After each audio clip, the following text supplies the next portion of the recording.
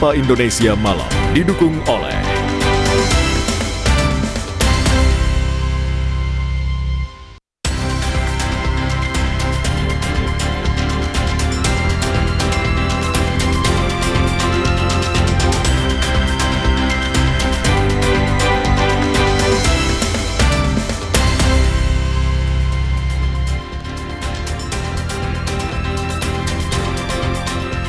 Anda menyaksikan Sapa Indonesia Malam. Sepekan pasca peristiwa banjir bandang dan longsor menerjang sebagian wilayah Sumatera, tercatat 700 lebih korban jiwa, 600 lebih masih hilang, dan 500 ribuan warga mengungsi. Banyak wilayah masih terisolasi dan warga kesulitan mendapatkan bantuan. Desakan muncul agar pemerintah menetapkan status bencana nasional untuk memperbanyak mobilisasi bantuan. Ulasannya akan kami hadirkan bersama informasi dan ulasan yang lainnya di Sapa Indonesia Malam yang juga akan memperbarui informasi seputar bencana baik dari Aceh, Sumatera Utara dan Sumatera Barat dan melihat apa saja yang dibutuhkan warga terdampak. Saudara, inilah Sapa Indonesia Malam selengkapnya. Saya Randi Saputro. Dan saya Friska Clarissa. Kita jelang Sapa Indonesia Malam selengkapnya.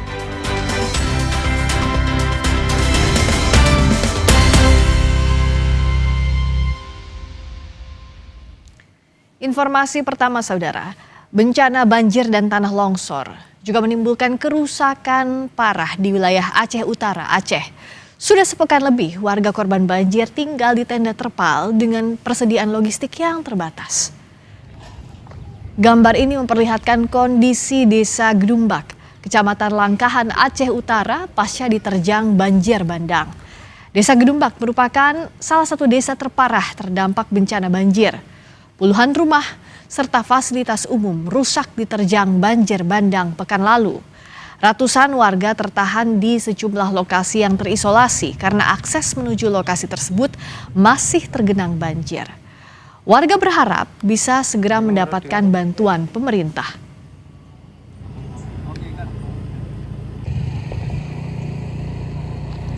Lebih kurang 300 kakak lebih, kalau jiwa 1.000 lebih. Saat ini masih mengungsi nih, Pak? Masih mengungsi semua, tapi yang di dalam itu masih terjebak, belum bisa keluar. Belum bisa keluar karena akses jalan belum ada. Karena di jalan itu masuk ke dalam kami bilang ini Tanjung ya, masuk ke dalam Tanjung di Munasah sana, masih ada sekitar warga yang sakit pun ada, yang tua, anak kecil, belum bisa evakuasi keluar tempat titik pengungsi kami di masjid. Aceh Utara termasuk salah satu wilayah yang terdampak parah bencana banjir. Bupati Aceh Utara Ismail Jalil menangis saat menyampaikan kondisi banjir yang melanda di lebih dari 20 kecamatan di Aceh Utara. Bupati Ismail Jamil memohon agar pemerintah provinsi dan pusat memberikan perhatian kondisi banjir Aceh Utara. Di Aceh Utara setidaknya ada 115 orang meninggal dunia akibat banjir. Sementara 115.000 warga mengungsi.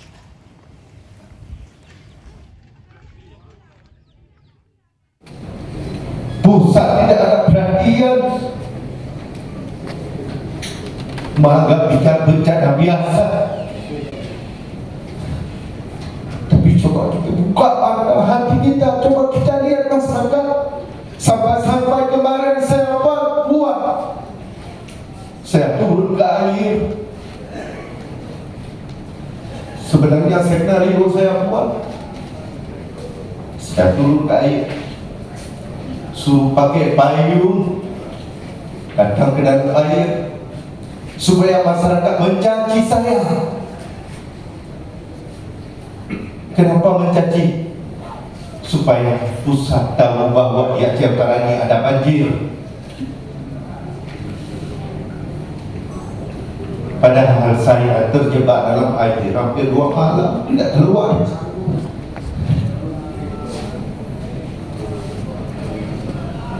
Dan baru 2 kali ini datang ke posko. Saya selalu di lapangan, lihat masyarakat. Saya masyarakat kita, anak-anak kita kelaparan.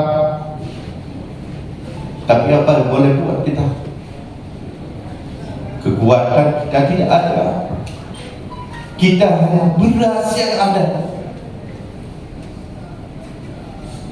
Maka kemarin saya buat video gimana caranya supaya masyarakat dicaci saya, gara-gara dicaci saya pusat tahu bahwa di Aceh Utara ada banjir, ada bencana. Saudara, komunikasi jadi salah satu akses yang terputus usai banjir besar menerjang Sumatera. Warga terdampak banjir kesulitan menghubungi keluarga mereka. Dikasih wifi aja sini orang Kompas rame kali di Gak ada wifi, gak ada baterai. Kami ke seberang jalan kaki kak. Dilima lagi ngecas HP. Tengoklah di kak rumah orangnya. Tangis haru korban banjir di Aceh Tamiang pecah setelah bisa mengabarkan keluarganya di luar kota. Warga mendapat akses internet dari relawan sebuah perusahaan yang membawa sejumlah perangkat internet. Bantuan internet ini dapat digunakan warga selama beberapa jam. Menurut relawan, akses internet ini dibawa ke desa-desa secara bergantian.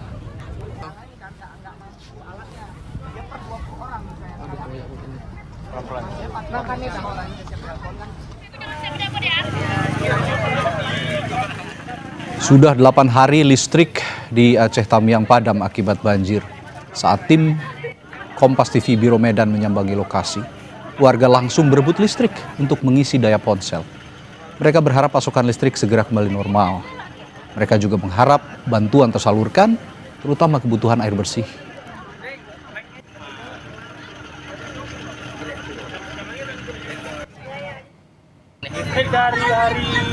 Dari Selasa itu ada hidup Pak sampai sore aja. Besoknya udah nggak ada listrik lagi Pak. Dari Rabu Pak. Rabu. Ngecas HP Pak. Dari Rabu Pak udah nggak ada lagi Pak baterai Pak. Ini Rabu hari Senin kok kan.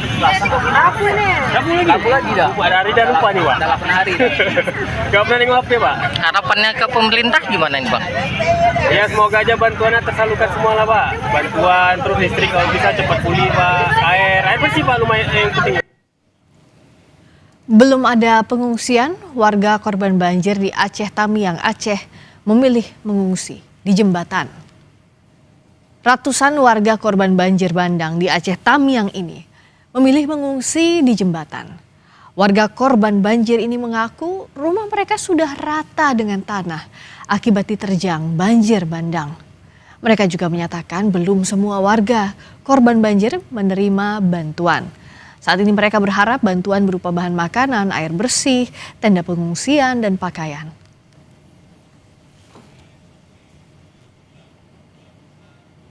Kenapa bertahan di sini Bu? Apa nggak ada posko dari pemerintah atau Pemda gitu?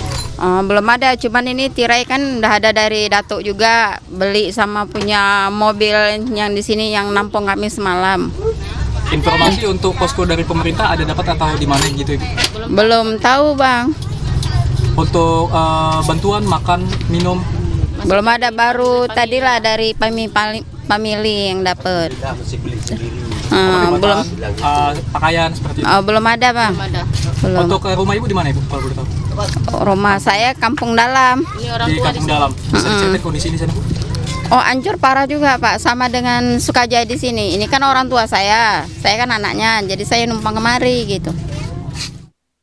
Meski akses jalan darat dari Medan, Sumatera Utara ke wilayah Aceh Tamiang mulai bisa ditembus, namun distribusi bantuan logistik masih dilakukan melalui jalur udara.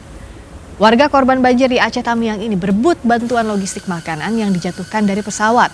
Warga berlarian untuk mengambil logistik di lokasi yang masih terendam genangan banjir. Hingga saat ini, banjir masih merendam sejumlah wilayah di Aceh Tamiang.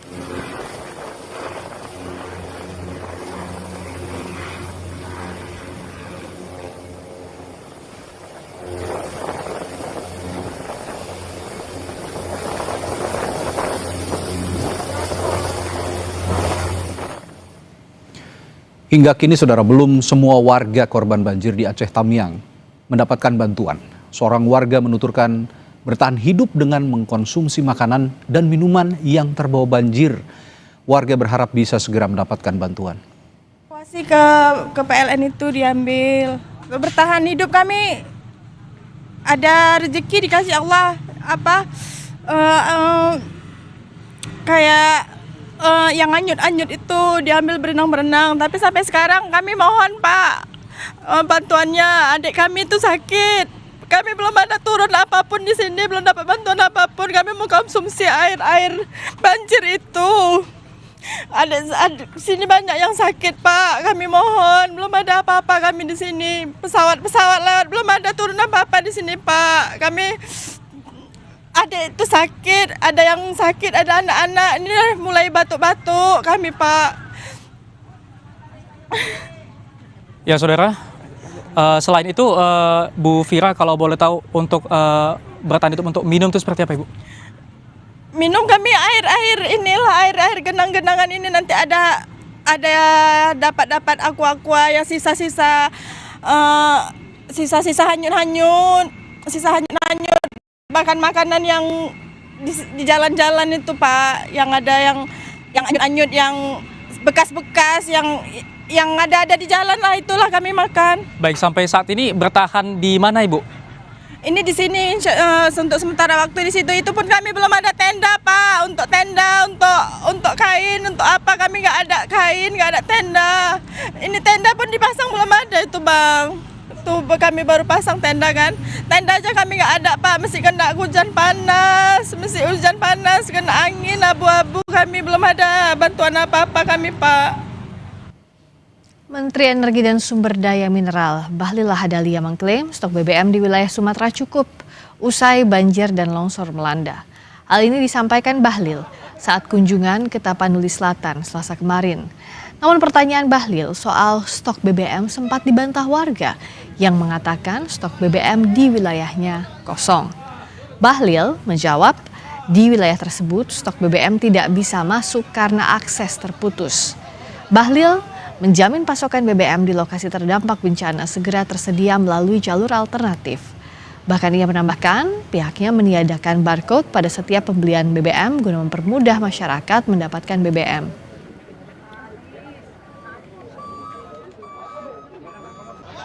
BBM secara stok di wilayah Sumatera, khususnya Sumut, itu cukup. Nggak ada cukup Pak, di sini kosong Pak. Entar dulu, tetapi untuk di kabupaten ini nggak bisa masuk karena jalannya terputus. Kita sekarang lagi memikirkan untuk memobilisasi untuk masuk. Mobilisasi ini ada dua. Satu adalah jalan yang tikus, yang berikutnya juga adalah kita lagi memikirkan untuk pakai cara lain. Itu untuk menyangkut stok. Tetapi sekarang kita lagi membuka agar barcode yang selama ini menjadi sortir bagi SPBU, sejak tadi pagi sudah kami membuat aturan untuk direlaksasi untuk tidak lagi memakai barcode. Silakan. Menteri SDM Bahlil Lahadalia juga bilang, mulai besok untuk semua pompa bensin di sini kita akan buka 24 jam untuk wilayah Bapak dan Ibu semua. Kita akan layani kebutuhan masyarakat 24 jam. Kita juga akan tambah genset agar bisa melayani saudara-saudara saya yang membutuhkan BBM. Seperti kami kutip dari keterangan resmi Menteri SDM Selasa kemarin.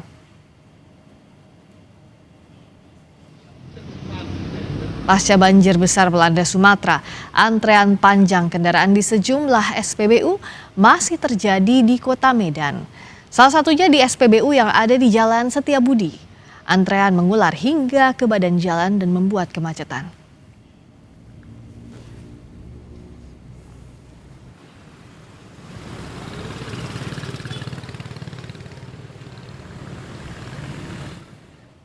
Lalu bagaimana Pertamina memastikan ketersediaan stok BBM di lokasi terdampak bencana banjir dan longsor di Sumatera bagian utara? Sudah terhubung bersama kami Corporate Secretary Pertamina Patra Niaga, Robert MV Dumatubun. Selamat petang, Pak Robert. Selamat petang.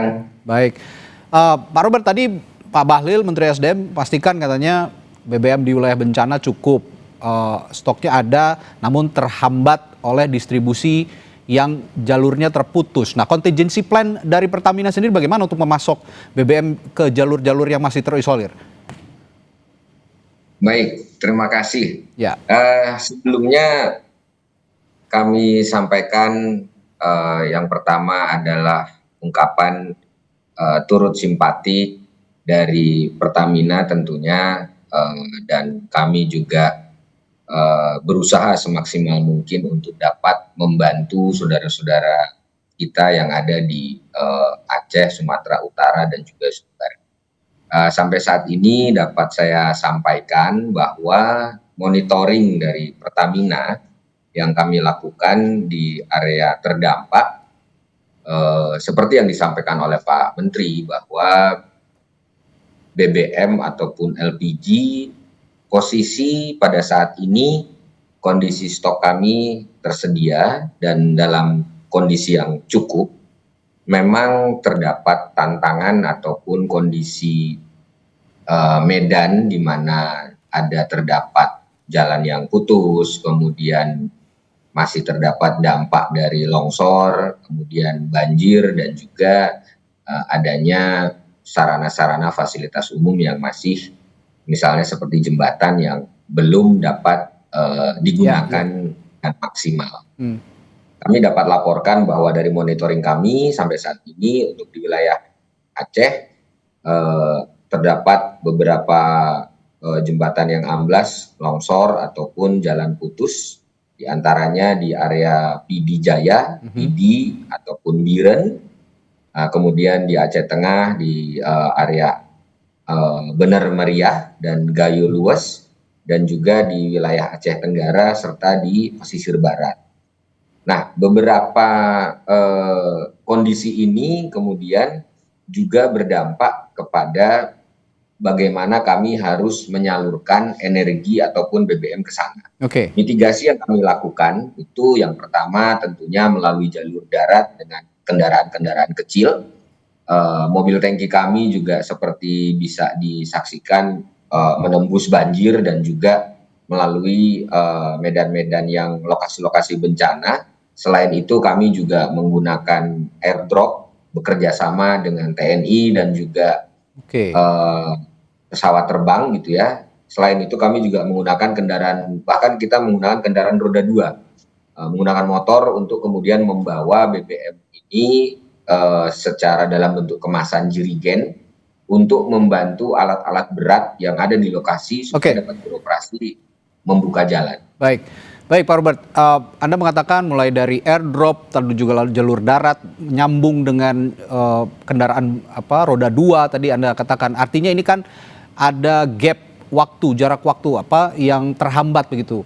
Nah, kira-kira dari keluhan-keluhan yang kita saksikan juga tadi di berita pengantar, bahwa mereka belum bisa mengonsumsi BBM merata di seluruh wilayah di Sumatera Utara, Sumatera Barat, dan juga Aceh. Nah, kira-kira ada estimasi sebenarnya dari titik pengisian ataupun stasiun BBM sampai ke tempat pengisian BBM di SPBU itu berapa lama jaraknya, waktunya? Ya, jarak ini cukup bervariasi, Mas Radi ya, karena memang titik supply kami, titik serah kami, selain tadi menggunakan berbagai moda transportasi, kami juga menggunakan distribusi melalui laut atau melalui kapal. Nah, pada saat BBM ini masuk melalui jalur laut, masuk ke fuel terminal, maka tantangan berikutnya adalah menyalurkan ke SPBU ataupun ke lembaga penyalur kami di mana jalur daratnya terkendala. Nah, ini yang kami lakukan adalah kami menambah jumlah mobil tangki yang kami datangkan dari area di sekitar lokasi. Kurang lebih saat ini sebagai contoh untuk wilayah Aceh, kami sudah mendatangkan sekitar 30 tambahan mobil tangki, dan juga sehingga sekitar ada 40-an sampai 50 mobil tangki yang beroperasi. Tentu ini ditambahkan juga dengan awak mobil tangki supaya memperpendek jarak tempuh atau jarak waktu yang dibutuhkan sehingga 24 jam bisa beroperasi. Begini Pak Robert, masyarakat di bawah kan terkadang tidak paham ya bagaimana ini sulitnya menyalurkan atau mendistribusikan BBM dari stasiun utama sampai ke stasiun pengisian di SPBU.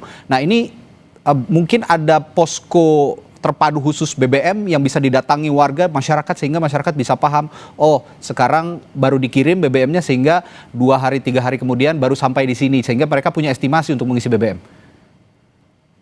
Ya, untuk masyarakat kami menyediakan jalur untuk komunikasi yaitu melalui kontak center 135. Oh, artinya tidak ada posko yang didirikan khusus di tempat-tempat bencana ya, Pak Robert ya? Untuk posko kami bekerja sama dengan BPBD, kami juga sedang dalam proses untuk kemudian membangun posko-posko yang ada di daerah-daerah tertentu ya, Mas Radi. Oke. Masyarakat tentunya bisa bisa mendapatkan info ini, bisa bertanya karena paling mudah adalah dapat bertanya ke SPBU terdekat. Oke, SPBU, ya. Baik, ada SPBU dan BPBD yang bisa ditanyakan juga ya, kapan BBM di daerah tertentu bisa tersedia, begitu ya Pak Robert ya? Baik, terakhir Pak Robert singkat saja, kira-kira days of inventory-nya, berapa lama ketahanan stok ini bisa dijaga di wilayah-wilayah terdampak banjir dan longsor di Sumatera bagian utara ini? Baik, sampai saat ini stok BBM yang tersedia di Pertamina untuk wilayah baik Aceh, Sumatera Utara khususnya ataupun Sumbar yang terdampak ini dalam kondisi yang cukup. Oke. Jadi masyarakat tidak perlu khawatir, justru kami menghimbau bahwa masyarakat tidak perlu melakukan panik buying, apalagi kemudian seperti informasi yang beredar di media juga kami melihat bahwa bensin ataupun BBM ini dijual kembali oleh masyarakat dengan harga yang cukup tinggi. Ada yang mengambil keuntungan di kondisi seperti ini gitu ya? Betul sekali, ini sangat disayangkan dan kami menghimbau tentunya BBM ini digunakan tidak saja untuk keperluan sehari-hari dari masyarakat untuk beraktivitas di sana, tapi juga digunakan untuk alat berat dan alat transportasi untuk mendistribusikan bantuan dan BBM itu sendiri. Ya. Sehingga harapannya ini dapat dijaga, dapat aman pendistribusiannya, tidak ada penjarahan, sehingga semua masyarakat terdampak dapat mendapatkan bantuan baik BBM maupun bantuan makanan dan lain-lain yang cukup. Baik, terima kasih Korporat Sekretari Pertamina Patraniaga, Pak Robert M.V. Dumatubun, dan informasi yang Anda sampaikan pasti akan sangat berguna bagi mereka yang terdampak bencana di Sumatera Utara, Sumatera Barat, dan juga Aceh. Terima kasih Pak Robert, selamat petang. Baik, terima kasih. Berikutnya saudara, banyak rumah dan fasilitas umum di Pidijaya Aceh terendam lumpur.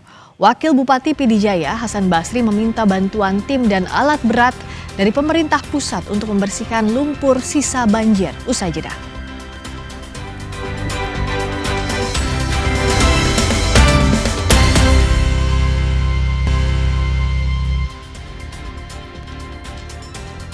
Sebanyak 25 kepala keluarga dari Kelurahan Silaing Bawah, Kecamatan Padang Panjang Barat mengungsi di kantor kelurahan. Saudara, mayoritas warga yang mengungsi ini kehilangan rumahnya akibat banjir bandang. Tidak hanya dewasa, di pengungsian ini juga banyak anak-anak dan juga lansia. Dan hingga saat ini belum ada kepastian dari warga yang mengungsi akan tinggal di mana setelah bencana ini terjadi, karena rumah yang mereka tinggali sebelumnya sudah tidak ada.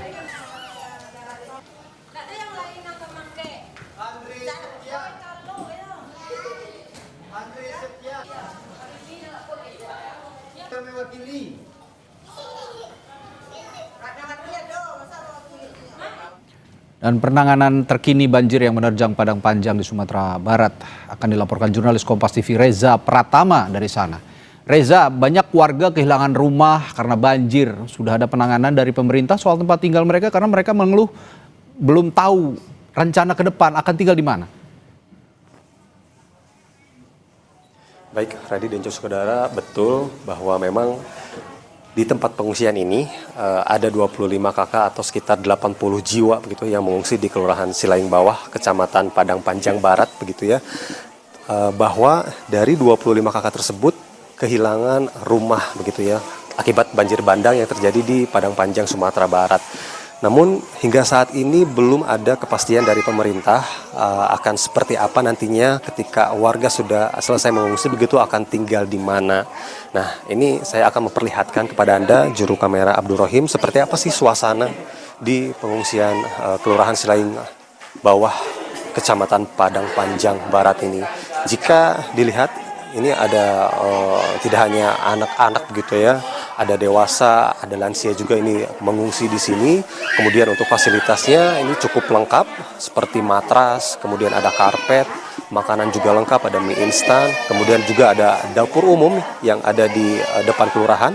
Kemudian fasilitas kesehatan juga ini tersedia, tepat ada di depan kelurahan. Kemudian yang dibutuhkan seperti obat-obatan juga ini ada, dan juga ada bidan yang standby di Kelurahan Silaing Bawah, Kecamatan Padang Panjang Barat ini. Nah, untuk lebih lengkapnya saya akan mengajak Anda, ini seperti apa sih saat kejadian. Saya akan mencoba mengajak Anda mengobrol atau berbincang bersama dengan salah satu warga yang terdampak banjir bandang Padang Panjang. Halo Mas, dengan Mas siapa Mas? Dengan nama saya Bapak Silviandi. Pak, biar saja yang pegang Pak. Pak, mungkin boleh diceritakan Pak, pada saat kejadian, saat itu banjir bandang terjadi, Bapak apakah ada di rumah atau seperti apa? Di saat pas banjir bandang itu keadaan rumah lagi kosong. Pas saya keluar dari rumah, kondisi cuaca lagi hujan kan, jadi pas kejadian nggak ada di rumah, cuma keadaan apa kan masih kosong.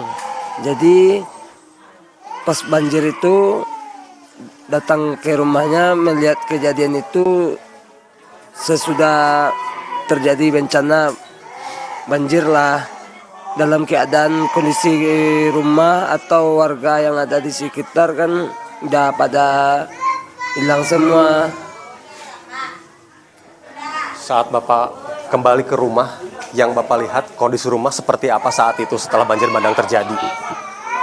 Kalau keadaan rumah ya, seperti Reza, mohon maaf, habis banjir bandang untuk itu, sementara kami ambil alih dulu karena untuk menyimak kumandang azan maghrib untuk wilayah Jakarta dan sekitarnya berikut ini. Dan setelah ini wawancara bersama korban bencana banjir akan kami lanjutkan sesaat lagi.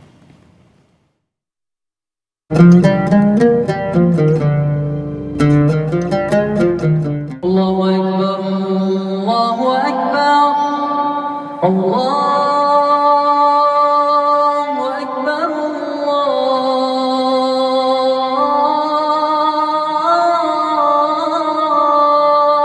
Allahu Akbar. Asyhadu an la ilaha illallah.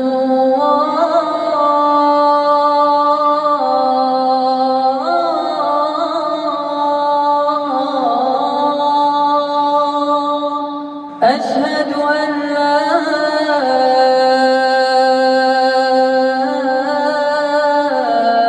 إله إلا الله.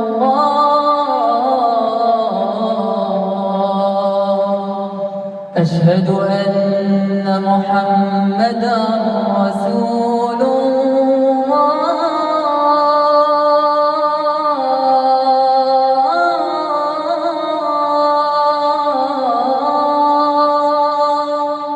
أشهد أن محمدا رسول الله.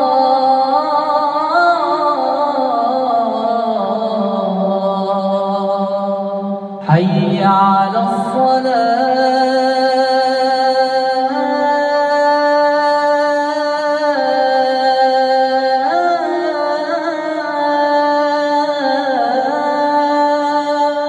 حي على الصلاة.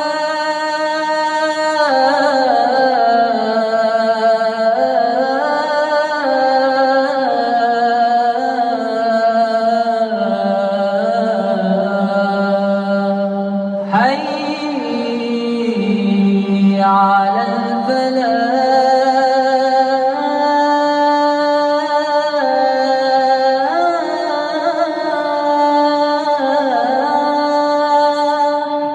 حي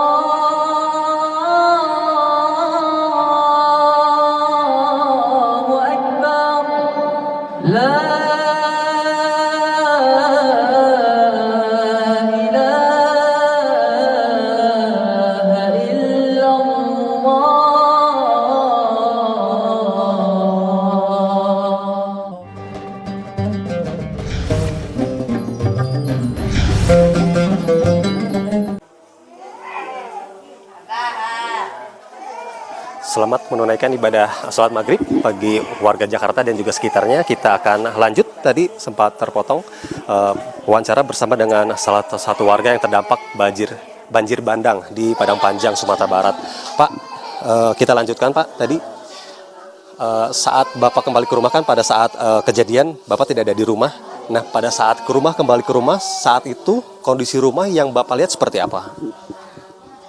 Kondisi rumah yang saya lihat pas habis kejadian nggak ada yang kelihatan, semua yang ada hanya tumpukan material dan bahan-bahan apalah, seperti banjir itu kan ada pepohonan, kayu tumbang atau apalah ya, yang tersisa hanya itu yang kelihatan di bagian posisi perumahan yang tempat saya tinggal. Berarti saat itu kalau bisa saya simpulkan mungkin sudah rata Pak ya, tidak terlihat sama sekali rumah Bapak dan juga rumah-rumah tetangga yang lainnya. Apakah seperti itu Pak? Ya betul, kalau pas habis kembali ke yang saya lihat dari posisi habis bencana banjir itu, posisi rumah dan sama rumah yang ada di sekitar lah, cuma yang ada hanya material, nggak ada sisa sama sekali, nggak ada yang kelihatan satupun atau lebih lah dari bagian yang saya lihat dari kondisi dekat rumah yang saya tempat tinggal yang saya selama ini tempati, Pak. Pak, ini di pengungsian, kalau Bapak di pengungsian ini sama siapa aja Pak? Kalau saya di pengungsian yang selamat alhamdulillah lah, saya anak satu sama istri.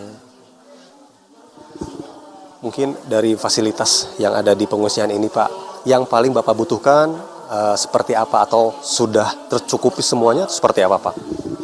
Kalau soal fasilitas di tempat pengungsian ini, kalau untuk kebutuhan untuk sekarang lebih dari cukup lah Pak. Bersyukur atas bantuan yang nggak ada kekurangan. Tapi kalau untuk selanjutnya yang belum tentu yang kalau obat-obatan alhamdulillah cukup, selalu ada yang datang di saat kita membutuhkan gitu. Berarti hampir semuanya tercukupi Pak ya. Terakhir mungkin Pak Silviandi, setelah mengungsi mungkin Pak ya, kemudian apakah dari pemerintah setempat ataupun dari pemerintah pusat ini sudah ada kepastiankah yang disampaikan dari pemerintah daerah terkait rumah tinggal nanti ke depannya akan seperti apa? Kalau yang pas saat ini, kalau untuk pembangunan atau tempat tinggal selanjutnya lah, kalau untuk saat ini belum dapat informasinya. Tapi kalau harapan kami sebagai warga yang terdampak bencana banjir lah, mudah-mudahan solusinya akan lebih baik dari sebelumnya diberikan kepada kami yang terdampak oleh pemimpin kita yang berada di tempat saat ini. Jadi harapan kami kedepannya dibangunkanlah tempat yang lebih layak dan aman lah untuk kita tinggali untuk kedepannya. Itulah harapan kami sebagai mudah-mudahan permintaan kami dari warga akan lebih memudahkan dan meringankan bagi pemerintah kami untuk menyelesaikan semua permintaan kami dan mengabulkanlah permintaan dari kami yang terdampak ini. Baik, terima kasih Pak Silviandi sudah bergabung bersama dengan Kompas TV. Mudah-mudahan apa yang diharapkan dari Mas Silviandi ini didengar oleh pemerintah, dan setelah dari pengungsian ini bisa segera mendapatkan tempat tinggal. Terima kasih sekali lagi Pak Silviandi. Itu tadi Radi dan juga saudara perbincangan kami dengan salah satu korban banjir bandang di Padang Panjang, Sumatera Barat. Untuk fasilitas pengungsian memang ini tadi disampaikan sudah terpenuhi, mulai dari makanan, kemudian donasi pakaian, obat-obatan dan juga yang lainnya ini sudah terpenuhi. Sementara itu, Radi, yang bisa kami sampaikan dari posko pengungsian Kelurahan Silaing Bawah, Kecamatan Padang Panjang Barat, Sumatera Barat. Tidak banyak harapan dari warga yang mengungsi, setidaknya ada kepastian untuk mereka untuk kembali menata hidup setelah bencana besar yang terjadi di wilayah mereka. Terima kasih, Reza Pratama melaporkan langsung dari Padang Panjang, Sumatera Barat. Saudara, banyak rumah dan fasilitas umum di Pidijaya Aceh terendam lumpur. Wakil Bupati Pidijaya Hasan Basri meminta bantuan tim dan alat berat dari pemerintah pusat untuk membersihkan lumpur sisa banjir. Beginilah kondisi dua desa yang terdampak parah akibat banjir di Pidijaya, yakni Desa Blangcut, Kecamatan Merah II, dan Desa Menasah, Lok, Kecamatan Meredu, Pidijaya. Banyak bongkahan kayu yang terbawa arus banjir bandang menghantam dan meluluh lantakan desa itu. Bahkan sejumlah fasilitas umum seperti sekolah, masjid, kantor desa masih terendam lumpur setinggi 1 hingga 2 meter.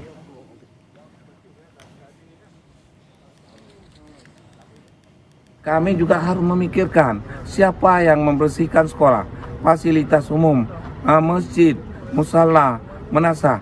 Ini juga harus ada yang tindak lanjuti dengan lumpur keadaannya di sekolah-sekolah itu ada yang 3 sampai 4 meter. Kalau kami pemerintah daerah tidak mampu membersihkannya, dengan itu kami meminta ada relawan, lembaga-lembaga LSM, pemerintah pusat, pemerintah Aceh membantu kami. Saudara, pemerintah memastikan Satuan Tugas atau Satgas Penertiban Kawasan Hutan sudah mulai menyelidiki kayu gelondongan yang terbawa banjir di lokasi bencana Sumatera. Menteri Koordinator Bidang Pembangunan Manusia Pratikno bilang, Satgas Penertiban Kawasan Hutan atau PKH telah turun tangan langsung mengusut gelondongan kayu yang terbawa hanyut banjir bandang beberapa waktu yang lalu. Nantinya tim akan melakukan penyelidikan dan belum ditemukan pelanggaran, maksud kami bila ditemukan pelanggaran akan ditindak sesuai dengan hukum yang berlaku. Pratikno juga memastikan Presiden Prabowo Subianto telah memberikan instruksi agar setiap detik ada pembaruan perbaikan. Di lokasi. Pengiriman BBM melalui jalur darat juga terus diupayakan oleh Pertamina didukung oleh berbagai pihak. Saat ini Satgas Penertiban Kawasan Hutan sudah turun tangan menelusuri dugaan gelondongan kayu yang banyak terbawa arus banjir. Pemerintah terus menelusuri pihak-pihak yang diduga melakukan pelanggaran melalui analisis citra satelit. Untuk fase tata kelola rehab rekon juga sudah dikoordinasikan.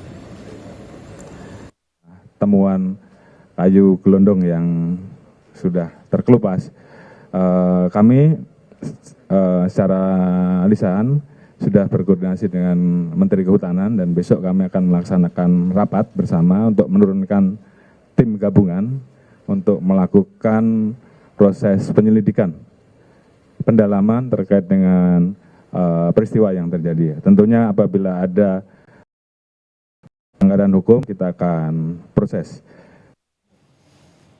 Menteri Lingkungan Hidup Hanif Faisal Rafiq menegaskan pemerintah akan membawa pihak-pihak atau perusahaan yang diduga memperparah terjadinya banjir bandang dan longsor di Sumatera ke ranah hukum.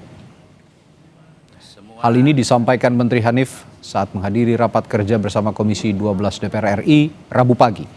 Kementerian Lingkungan Hidup segera melakukan 3 hal untuk bisa membawa pihak-pihak yang memperparah bencana alam di Sumatera untuk bertanggung jawab, bahkan hingga ke ranah hukum. Langkah pertama dengan memberikan sanksi kepada pemerintah daerah yang kebijakannya memperburuk kondisi lingkungan. Kedua, dengan sanksi penggantian kerugian berupa uang, dan terakhir dengan membawa masalah ini ke meja hijau. 3 hal, jadi multidos, jadi mulai dari sanksi administrasi kita akan kenakan ke pemerintah daerah. Jadi kami tidak akan ragu-ragu memberikan sanksi ke pemerintah daerah bila mana berdasarkan kajian saintifik dia kebijakannya memperburuk kondisi landscape. Kemudian sanksi persengketaan lingkungan hidup. Kondisi bencana yang demikian itu kan harus ada yang memulihkan. Undang-Undang 32 menganut asas polluter pays. Jadi semua pencemar wajib membayar. Ini pasti kami tempuh. Kemudian yang terakhir, karena ini sudah menimbulkan korban jiwa, maka pendekatan pidananya akan muncul. Jadi ketiga-tiganya akan diterapkan oleh Kementerian Lingkungan Hidup untuk kemudian memberikan rasa aspek adil terkait dengan kejadian ini, sekaligus upaya membangun efek jerah dan membangun kehati-hatian. Saudara, sudah lebih dari 1 pekan pasca banjir dan longsor, warga Aceh, Sumatera Utara, dan Sumatera Barat hidup dalam kondisi yang serba memprihatinkan. Kami akan gambarkan kepada Anda seberapa memprihatinan mereka setelah bencana besar yang melanda mereka. Sesaat lagi.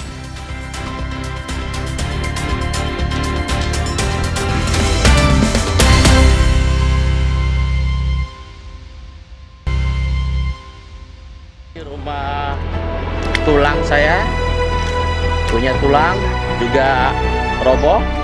Kemudian rumah saya, cobalah abang jadi kami nggak merepet, kita nih nggak jalan-jalan 4 hari, sedih juga lah bang.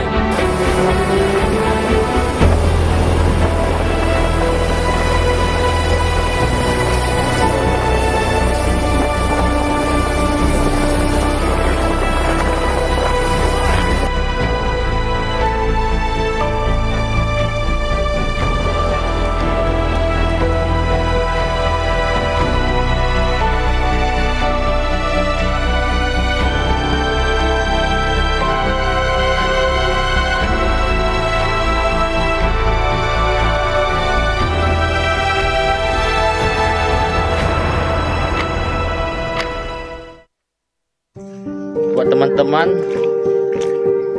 rumah saya ini rumah tulang saya. Sudah lebih dari 1 pekan pasca banjir dan longsor, warga Aceh, Sumatera Utara, dan Sumatera Barat hidup dalam kondisi yang serba memprihatinkan. Kehidupan mereka seketika berubah, mulai dari kehilangan harta benda hingga kehilangan orang terkasih.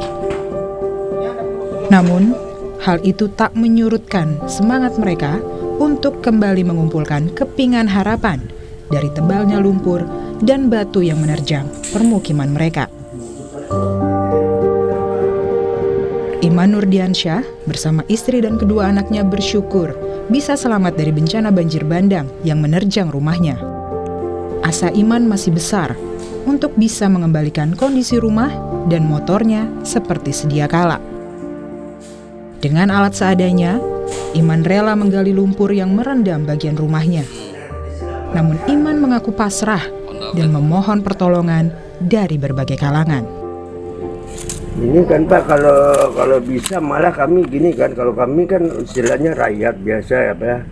Kami paling-paling minta pertolongan, permohonan sama instansi terkait, pemerintah terkait, ya tolonglah dibantu istilahnya untuk membersihkan rumah-rumah, karena kalau pakai tenaga sendiri rasanya tidak mungkin Pak, karena ini bukan banjir biasa, nampaknya ini udah kayak tsunami nampaknya nih Pak. Kalau banjir biasa mungkinlah kita bisa bersihkan gini kan Pak. Tapi kalau untuk ini kami cuma berharap kepada pemerintah lah Pak, kalau bisa cepat tanggap. Kayak ini seperti apa, itu kan jembatan itu di bawah masih ada kayu-kayu ya Pak ya. Kalau sempat ada hujan susulan, banjir susulan, mungkin nggak tahu harus ngomong gimana lagi. Sementara warga di Padang Panjang terpaksa melintasi jalan setapak yang rusak untuk bisa keluar dari lokasi yang terisolasi. Jalan setapak dibuat secara swadaya oleh masyarakat sekitar. Hal ini dilakukan agar warga bisa melakukan aktivitas seperti biasa. Ibu dari mana mau kemana ini Bu? Mau mengajar ke sana. Rumah Ibu di Padang. Rumah di Padang? Iya. Kenapa nggak lewat Sitinjau Lawu Ibu? Jauh. Jauh ya. Kan orang sekarang ujian ya Bu? Besok. Besok. Jadi persiapan ya guru-gurunya ya? Iya. Akibat jalan lintas Medan Aceh terputus, pengguna jalan harus bertahan selama 4 hari dengan kondisi makanan yang kian menipis. Hal ini dilakukan lantaran jalur perbatasan masih tergenang banjir dan mereka tidak bisa melintasinya. Selain memutus akses jalan, banjir juga menyebabkan putusnya jaringan komunikasi dan listrik. bertahan? Di sini udah ada 4 hari. Sebelumnya di Besitang. Besitang 2 hari 2 malam. Di sini 4 hari 4 malam udah sama ini. Dari hari Rabu sampai sekarang. Di sini banyak dibutuhkan lah Pak. Pertama sinyal. Habis itu jaringan biar bisa lancar kan. Itu harus dikorek tuh. Biar bisa jalan langsung. Kalau didiamin aja dia diam lah air itu. Kalau dikorek kan langsung dikorek. Biar jalan kan cari. Itu cuma bantu kami bisa jalan aja, udah nggak ada lain lagi kami butuh.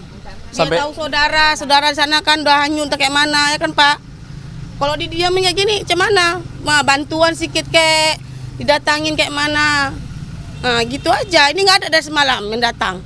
Belum lah. Kayak mana mau tahu air sana pun tenang kali, pakai macam masuk di ember, nggak bisa ngalir. Gitu. Cobalah abang jadi kami, nggak merepet kita nih, nggak jalan-jalan. 4 hari. Sedih juga lah Bang. Sana anak kayak mana kabarnya, saudara kayak mana. Ini nggak ada kabar. Sana sinyal nggak ada juga. Sini sinyal ada kadang-kadang nggak. Udah 6 hari kita nggak mandi. Baju pun kok bisa kasih lah sedikit. Kasih muslimut. Bahan makanan itu aja.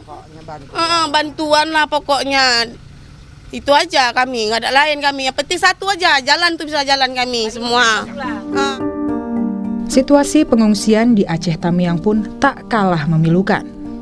Ribuan warga mengungsi di Gor Aceh Tamiang dengan kondisi serba kekurangan. Bantuan logistik yang masuk juga masih minim. Banyak dari pengungsi yang kelaparan, kekurangan pakaian, hingga air bersih.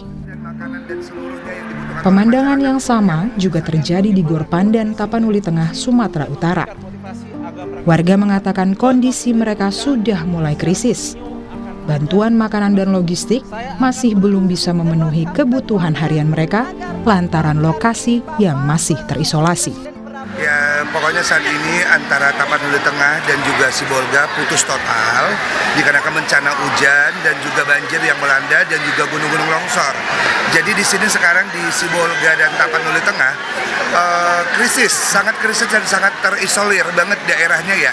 Tidak ada koneksi internet, listrik, air bersih juga tidak ada sekarang ini. Jadi sekarang ini Sibolga dan Tapteng itu sangat terisolir banget dan sangat membutuhkan bantuan dari seluruh masyarakat yang ada di luar. Dan juga pemerintah-pemerintah yang ada di luar sana juga tolong diperhatikan juga ini daerah Sibolga dan Tapteng. Karena kita juga lagi membutuhkan obat-obatan dan makanan dan seluruhnya yang dibutuhkan oleh masyarakat yang mengungsi saat ini di gedung ini. Sedangkan warga di Desa Blangperia, Aceh Utara terpaksa tidur di jalan antar kecamatan usai banjir bandang menyisakan lumpur tebal di rumah mereka. Warga tidak bisa mengungsi lantaran posko pengungsian sudah penuh dan tidak bisa menampung korban lagi. Hal serupa juga harus dirasakan warga di Kecamatan Langkahan, Aceh Utara, Aceh. Permukiman mereka telah porak-poranda diterjang banjir bandang dan longsor. Karena akses jalan keluar desa tak bisa dilewati, warga terpaksa tinggal dengan tenda terpal yang dibuat secara mandiri. Warga berharap pemerintah bisa hadir dan turun langsung melihat kondisi warga yang berada di pedalaman dan masih terisolasi. Yang di rumah lebih kurang 300 kakak lebih, kalau jiwa 1000 lebih. Saat ini masih mengungsi nih Pak? Masih mengungsi semua, tapi yang di dalam itu masih terjebak, belum bisa keluar. Belum bisa keluar karena akses jalan belum ada. Karena di jalan itu masuk ke dalam kami bilang ini Tanjung ya, masuk ke dalam Tanjung di Munasah sana masih ada sekitar warga yang sakit pun ada, yang tua, anak kecil belum bisa evakuasi keluar tempat titik pengungsi kami di masjid. Kisah lain datang dari Tapanuli Utara, Sumatera Utara. Akses jalan yang tak bisa dilewati oleh kendaraan memaksa warga menempuh jalan yang jauh untuk menjemput sendiri bantuan untuk mereka. Kondisi mereka saat ini sudah kehabisan makanan. Bawa logistik untuk keluarga, udah bisa komunikasi? Belum bisa. Tak hanya para korban longsor, keluarga yang belum bisa mendapat kabar dari lokasi bencana pun berdatangan. Mereka rela berjalan kaki dengan memikul sejumlah bantuan yang akan diberikan ke keluarga mereka yang berada di lokasi yang terisolasi. Tim Liputan, Kompas TV. Saudara, 1 pekan pasca peristiwa banjir bandang dan longsor menerjang sebagian wilayah Sumatera, muncul desakan untuk menetapkan bencana nasional, sementara sejumlah kepala daerah mengaku kewalahan menangani dampak bencana. Kami hadirkan ulasannya bersama rekan saya Friska Clarissa sesaat lagi di Sapa Indonesia Malam.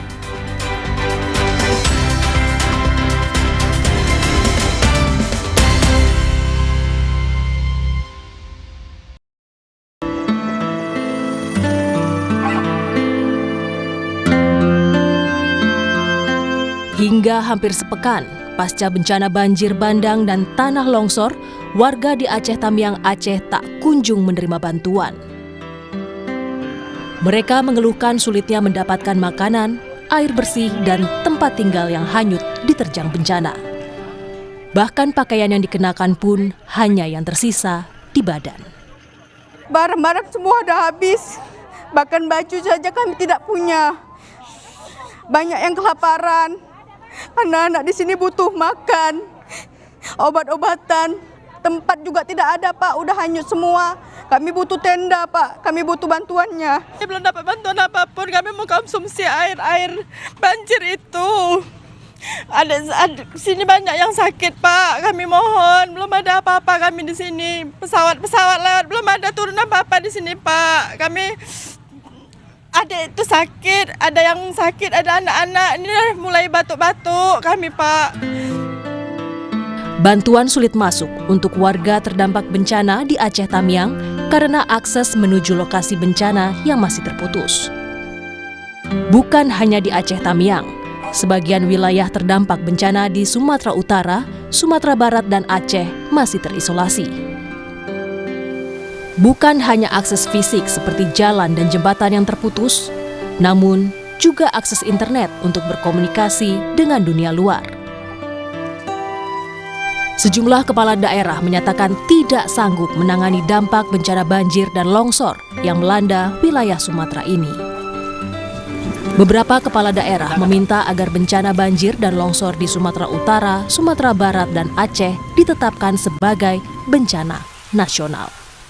Yang daerah terisolir itu ada 97 desa yang hari ini belum terjangkau. Kecamatannya alhamdulillah sudah turun menjadi 3 kecamatan. Yang awalnya 12, 9, 7 dan hari ini sudah berproses tinggal 3 lagi. Dengan pangan kita dan BBM kita tahan berapa hari, Pak? Untuk BBM hari ini memang sudah minim, tinggal sedikit lagi. Kalau untuk beras mungkin tidak ada lagi, tinggal hanya hari ini dan besok. Gas dan kebutuhan yang lain ini memang sudah sangat menipis. Karena apa? Karena jalan akses kita terputus semuanya. Bupati itu kita tanda tangani, ada bagian yang tidak mampu kita tangani dan harus dibantu oleh provinsi dan juga harus ditangani oleh pusat. Pengertian surat itu seperti itu, sehingga nanti ada kolaborasi bahwa bencana ini menjadi bencana nasional. Sudah 3 hari yang lalu menandatangani surat tidak sanggup dari segi anggaran menangani banjir ini, Bu. Saya sudah teken, sudah tanda tangani.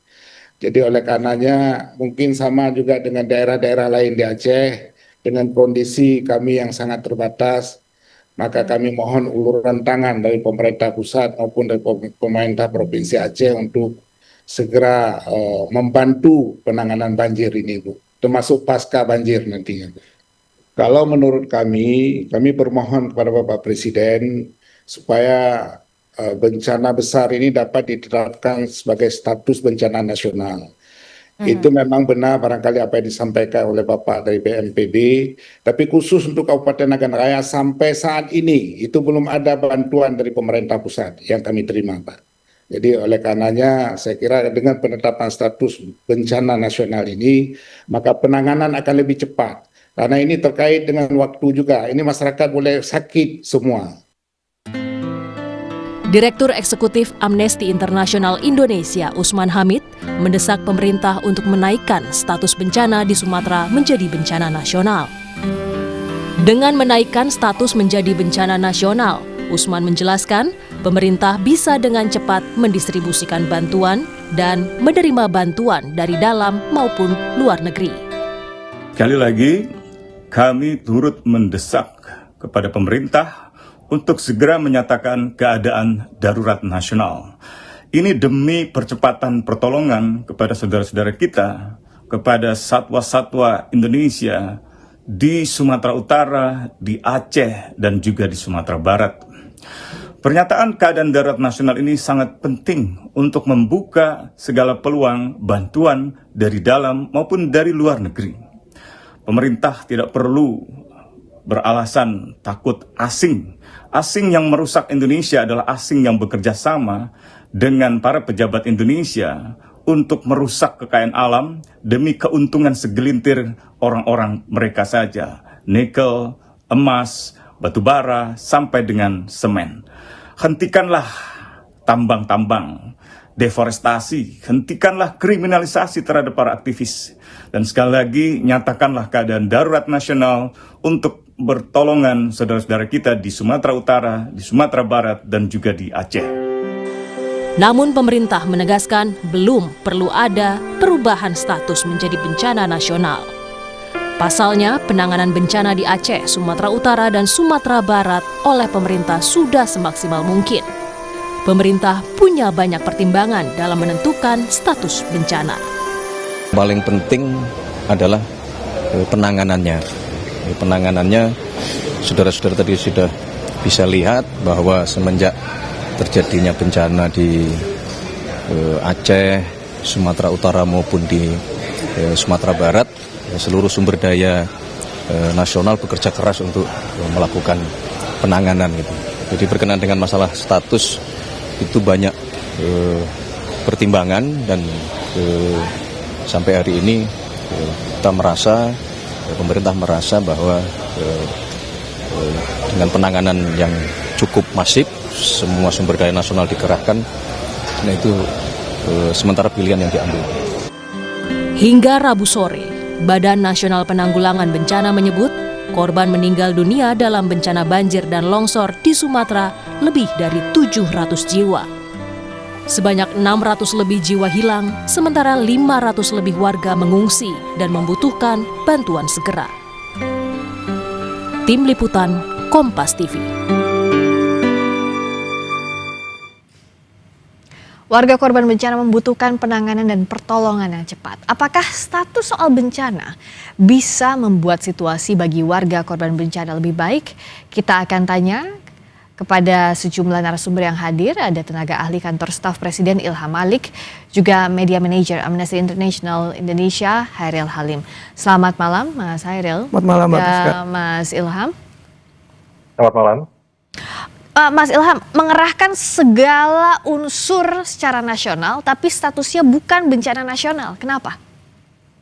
Ya, karena seperti disampaikan oleh Pak Mensesnek tadi, yang paling penting itu adalah langkah untuk mengatasinya secara nasional. Bukan statusnya, tetapi langkah-langkah yang dilakukan oleh pemerintah itu bersifat skala nasional untuk menyelesaikan masalah yang ada di sana. Jadi kita memang mencatat bahwa pada hari ini sudah ada 770 jiwa ya menjadi korban meninggal. Kemudian ada 463-an yang menghilang, luka ada 2.600-an, tetapi pemerintah sangat meyakini bahwa semua ini masih bisa ditangani oleh pemerintah Indonesia sendiri. Bahwa ada desakan dari berbagai pihak untuk menjadikan ini sebagai bencana nasional, tentu pemerintah menganggap ini sebagai sebuah apresiasi yang inisiasi atau juga masukan dari berbagai pihak ya. Dan ini menjadi bahan pertimbangan pemerintah juga, bahwa sampai hari ini keputusan itu belum diambil untuk menjadi bencana nasional. Hal itu tentu juga menjadi sebuah pertimbangan pemerintah, bahwa sampai pada hari ini pemerintah Indonesia masih tetap bisa mengatasi masalah yang ada di sana. Begitu Mbak. Jadi dalam kondisi sekarang kan kepala daerah itu ada beberapa kepala daerah bilang bahwa sudah tidak sanggup untuk menanggulangi ini, minta bantuan dari pemerintah pusat. Yang saat ini jadi concern pemerintah pusat, apakah mencegah agar ada bantuan pihak asing misalnya, karena menganggap pemerintah Indonesia masih sanggup sejauh ini? Penegasan yang tadi Mas Ilham. Konsepnya bukan menolak bantuan asing, tetapi memang kapasitas kita masih mampu untuk mengatasi masalah ini. Bahwa ada beberapa kabupaten, kota, atau beberapa kabupaten ya, ada 3 ya, menyatakan bahwa tidak sanggup, itu sudah dikonfirmasi oleh Pak Tito, bahwa yang dinyatakan tidak sanggup itu adalah masalah pembiayaannya. Maka pemerintah akan bantu pembiayaannya. Kalau mereka misalnya mengeluhkan keterbatasan di logistik tertentu, maka pemerintah juga akan memberikannya. Jadi mereka bukan lumpuh. Jadi pemerintah daerah bukan lumpuh, tetapi mereka mampu mengatasinya, tetapi ada beberapa keterbatasan. Nah, keterbatasan itulah yang kemudian pemerintah masuk ke dalamnya untuk membantu pemerintah daerah setempat untuk mengatasi. Jadi seluruh instrumen pemerintah pada hari ini masih bisa mengatasi hal tersebut. Mulai dari pemerintah di level kecamatan, kabupaten, kemudian di level provinsi masih mampu mengatasi hal itu, dan sampai hari ini masih berproses. Pemerintah, seluruh aparat kita, pemerintah daerah, pemerintah pusat, kemudian TNI, Polri, bergerak mengatasi hal tersebut. Jadi sampai hari ini tidak ada kelumpuhan pemerintah untuk mengatasi hal tersebut. Dan Presiden telah mengatakan bahwa ini bisa diatasi oleh pemerintah dan lakukan. Jadi seluruh sumber daya manusia yang kita miliki, seluruh sumber daya apapun yang kita miliki, itu yang dikerahkan untuk mengatasi masalah. Nah, memang ada beberapa hal yang masih luput. Bahwa informasi ada yang luput bantuan, informasi itulah yang kemudian digunakan oleh aparat kita untuk menjangkau daerah itu. Karena bagaimanapun sistem komunikasi yang sangat terbatas tentu membutuhkan bantuan dari berbagai pihak untuk menginformasikannya, sehingga apa yang dilakukan aparat kita dan petugas kita di lapangan itu tepat sasaran sesuai dengan kebutuhan yang ada. Oke, gitu Mbak Priska. Saya menangkap tadi dari Mas Ilham. Jadi pembiayaan ada yang tidak mampu dibantu oleh pemerintah pusat. Sumber daya dikirim oleh pemerintah pusat. Dengan seperti ini tapi tanpa status bencana nasional, saya mau tanya ke Mas Hairil, sudah cukup atau tidak? Ya, tentu sangat jelas tidak cukup, karena pihak-pihak yang berada di lapangan sendiri, kita lihat contohnya ada 3 bupati mengatakan mereka tidak mampu. Ini ibaratnya seseorang yang tertimpa tangga terus meminta tolong kepada orang di depannya mengatakan kamu masih sanggup kok, padahal dia sendiri udah nggak bisa nahan. Jadi yang kami khawatirkan seperti itu. Meskipun disupport tadi dari pemerintah pusat itu tidak cukup juga. Iya, itu pernyataan dari bupati tersebut adalah sebenarnya data dari lapangan yang harus dipertimbangkan secara matang oleh pemerintah, bahwa ini benar-benar harus kita tingkatkan pada menjadi status darurat nasional. Kenapa darurat nasional? Agar ada status hukum dari tindakan yang akan dilakukan pemerintah, dalam hal ini pemerintah pusat.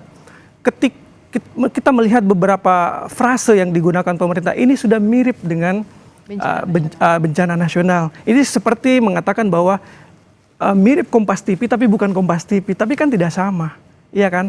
Kami khawatir frasa-frasa yang digunakan pemerintah ini nantinya membuat proses penanggulangan bencana tidak sustainable di lapangan. Karena tidak ada dasar hukumnya. Kita pastikan sustain. Ketika kita tidak menutup bahwa ketika dia menjadi sebuah bencana nasional maka kemudian baru semuanya bergerak. Kan tidak begitu. Justru di situ Mas Ilham. Presiden sudah mengatakan bahwa seluruh apapun yang dimiliki oleh negara kita, pemerintah kita akan digerakkan ke sana dan sudah bergerak ke sana. Jadi tidak menunggu dia menjadi bencana nasional dulu baru dia bergerak. Saya tangkap itu dulu. Justru di situ permasalahannya Mas Ilham. Jadi ketika tidak ada status darurat nasional, nanti proses perjalanan proses recovery ini akan bisa terhambat karena tidak ada dasar hukum yang kuat. Seumpama mungkin ketika pemerintah sekarang mengatakan bahwa ini mirip penanganan bencana nasional, mungkin hari ini bisa cepat tapi besok bisa melambat. Tapi dengan adanya status bencana nasional ini, otomatis semua pihak akan all out. Dan di mana juga dengan status bencana nasional juga semua elemen bisa ikut membantu, termasuk ketika ada tawaran dari lembaga-lembaga internasional untuk datang membantu. Sebagaimana kita ketahui, negara tetangga kita yang tertimpa bencana banjir ini, Sri Lanka, itu membuka diri terhadap bantuan dari luar negeri untuk masuk ke dalam Sri Lanka untuk membantu proses penanganan banjir di sana. Jadi pemerintah pusat seharusnya tidak menutup diri dari segala jenis bantuan yang ada. Oleh karena itu, status darurat nasional ini bisa membuka pintu untuk semua elemen bisa bergabung bahu-membahu untuk memberikan proses recovery atau proses evakuasi yang cepat. Dan status darurat nasional itu bisa memaksa daerah-daerah untuk daerah terdekat bisa untuk dimintain untuk membantu dari pemerintah pusat. Oh, ini status darurat nasional, minta provinsi tetangga untuk membantu, itu punya kekuatan hukum yang kuat ketika ada status darurat nasionalnya di situ. Kalau biasanya pemerintah bergerak dari status hukum dulu, Mas Ilham, baru ke pelaksanaannya di lapangan. Kenapa untuk ini berbeda? Saya kira sudah jelas dikatakan oleh Pak Presiden dan juga Mensesnek bahwa seluruh pemerintah daerah, Pak Tito juga tadi sudah menyampaikan kan, bahwa seluruh pemerintah daerah sekarang ini sudah bergerak untuk membantu Aceh, kemudian Sumatera Utara dan juga Sumatera Barat. Ada bantuan dari Jawa Timur, ada bantuan dari Sulawesi, ada bantuan dari Bengkulu, semuanya membantu tanpa perlu ada status yang bencana nasional. Karena ini bukan soal status. Pak Hadi tadi sudah mengatakan bahwa ini bukan soal status, tetapi soal tindakan. Dan tindakan kita hari ini sudah mencakup seluruh apa yang dibutuhkan oleh 3 daerah yang terkena bencana.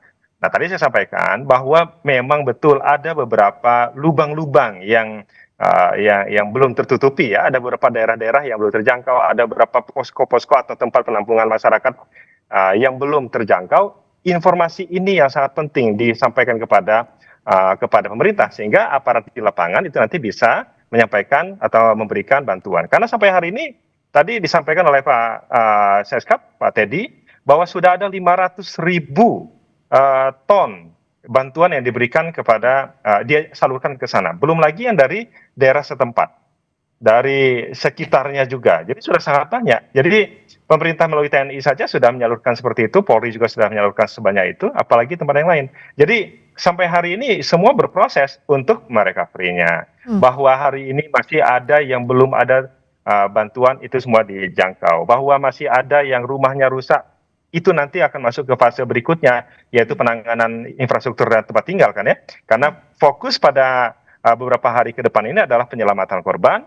Mereka harus dipastikan sandang dan pangan mereka terpenuhi. Bahwa ada yang belum terjangkau, itu yang informasi itu yang sangat penting diterima oleh pemerintah untuk bisa menjangkaunya. Begitu. Kalau pemerintah mengatakan bahwa tidak perlu ada status dan menjamin ini akan berkelanjutan, akan sustain ke depannya, Mas Hairil, apa yang dikhawatirkan dari amnesti? Usai jeda kita bahas di Sapa Indonesia Malam.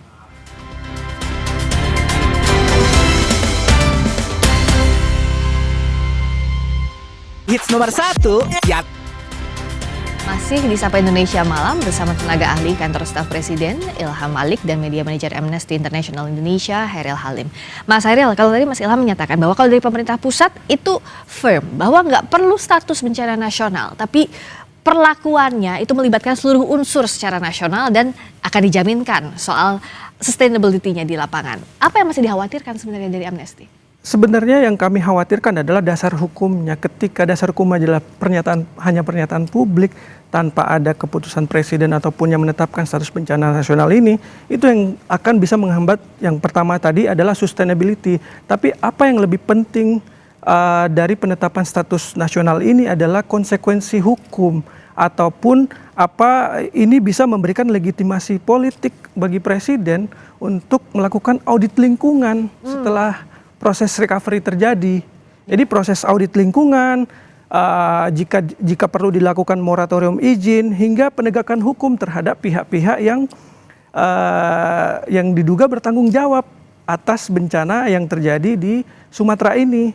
Kita lihat, kalau kita melihat data Walhi itu ada dari 10 tahun terakhir, dari 2016 sampai 2024 itu 1,4 juta itu lahan yang menjadi terdeforestasi di ketiga wilayah provinsi ini. 1,4 juta hektar itu mungkin 20 kali luasnya Singapura ataupun seluas dengan wilayah Timur Leste secara keseluruhan satu negara, ataupun ketika kita mengambil ukurannya negara-negara lain di Eropa Barat, itu setengahnya beberapa negara di Eropa Barat.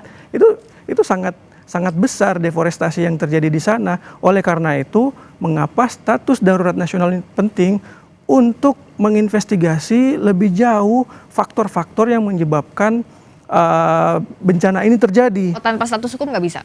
Tanpa status hukum saya rasa nanti pemerintah bisa ngeles bahwa itu sudah kita lakukan penanganannya. Tapi kalau ada status hukum dari status nasional bencana nasional ini, itu akan memberikan legitimasi kepada Presiden untuk melakukan langkah-langkah yang lebih jauh yang diperlukan. Ya. Nah, apa yang diperlukan di lapangan? Kita sudah terhubung saat ini dengan Bupati Aceh Utara, Ismail Ajalil, lewat sambungan Zoom. Selamat malam. Assalamualaikum warahmatullahi wabarakatuh, Pak Bupati. Ya, waalaikumsalam warahmatullahi wabarakatuh. Pak Ismail, kami turut prihatin, kami turut berduka atas musibah yang menimpa warga di Aceh Utara sebagai salah satu bagian dari Sumatera bagian utara yang terkena musibah ini. Pak Ismail, terima kasih sudah meluangkan waktu. Ya, terima kasih juga. Terima kasih karena sudah meliput informasi kami yang ada di Aceh Utara menyangkut dengan bencana yang luar biasa pada hari ini. Terima kasih banyak. Terima kasih kembali Bapak. Pak Ismail, saat ini kondisinya seperti apa di sana? Apa yang paling dibutuhkan oleh warga Aceh Utara saat ini? Iya, yang pertama sekali perlu saya ceritakan yang bahwa bencana di Aceh Utara bukan bencana sembarangan. Lebih daripada tsunami kejadiannya. Karena tsunami-nya hanya kena pesisir dan hanya sebentar. Tapi ini sudah 9 hari. Masih belum reda. Jadi rumah satu kampung itu ada rumah tinggal rumah 18 unit, lain semua hanyut. Maka pada hari ini ada sekitar 9 kecamatan lagi yang terisolir, yang belum bisa kita masukkan makanan kepada mereka yang pengungsi. Ya. Karena semua jalan putus, irigasi putus, lumpur semua di atas badan jalan, kemudian tiang-tiang listrik semua roboh. Rumah-rumah di atas jalan ini masih sedikit-sedikit kita perbaiki supaya tembus ke masyarakat kita yang mengungsi di pedalaman. Pak Ismail, saat ini juga bergabung di dialog kita ada Pak Ilham Malik yang merupakan tenaga ahli kantor staf Presiden. Apa yang mau Bapak sampaikan langsung kepada pemerintah pusat? Ya, pertama sekali saya mohon kepada Bapak Prabowo agar membantu kami di Aceh Utara ini yang sedang malam-hari. Karena kami di kabupaten ini tidak sanggup lagi menangani banjir yang bencana yang luar biasa ini. Mohon perhatiannya Bapak Presiden untuk menangani persoalan yang ada di Aceh Utara. Saat ini sudah ada bantuan yang masuk, Bapak? Apa yang sudah ada? Yang sudah ada hanya yang ada di kabupaten. Yang di pusat belum ada. Kemarin saya minta itu pesawat dari BNPB. Sampai sekarang belum datang. Untuk kita transfer makanan kepada pengungsi-pengungsi yang di tengah-tengah hutan, yang terjebak di tengah-tengah hutan. Tapi sampai hari ini belum ada bantuan dari pemerintah pusat terhadap Kabupaten Aceh Utara. Bapak yang berada di tengah hutan itu, mereka bertahan dengan apa? Informasi yang Bapak dapat, makan apa? Minumnya bagaimana? Itulah yang menjadi masalah. Ini kami lagi tempuh ini jalur-jalur hutan ini supaya dapat ini masyarakat kita. Ya.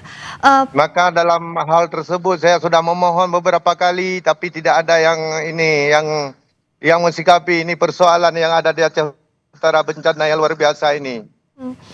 Saya langsung tanyakan ke Pak Ilham, silakan ada tanggapan. Bupati Aceh Utara meminta bantuan ke pemerintah pusat. Mungkin Bapak bisa jadi penyambung untuk membantu di sana. Baik, terima kasih. Assalamualaikum Bang Ismail.